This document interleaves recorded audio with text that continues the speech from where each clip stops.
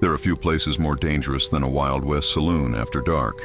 But in the summer of 1876, one particular poker table in Deadwood, South Dakota, would become part of one of the most famous murders in frontier history. The man sitting at that table was James Butler Hickok. Most people knew him as Wild Bill. By then, Hickok had already become famous across the frontier.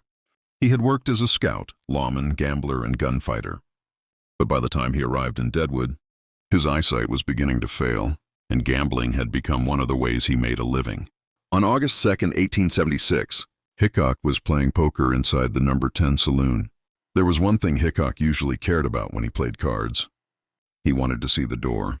He normally sat with his back against a wall so nobody could sneak up behind him. But that afternoon, the seating arrangement was different.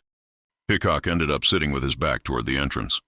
And then a man named Jack McCall walked into the saloon. McCall had lost money to Hickok during an earlier card game. He walked toward the poker table. Hickok never got the chance to turn around. McCall shot him from behind. Hickok died almost immediately. The saloon erupted into chaos. But when people looked at the cards Hickok had been holding, they discovered something that would become legendary. He reportedly held 2 black aces and 2 black eights. The hand later became known as the dead man's hand. The story of those cards became almost as famous as the murder itself. But there was another strange part to the story.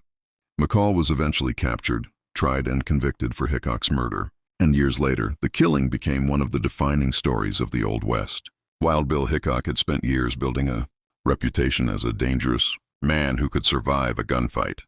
But in the end, he never even had the chance to draw his weapon. He was sitting at a poker table, looking down at his cards, when the man behind him decided his life was over. And the hand he was holding became known forever as the dead man's hand.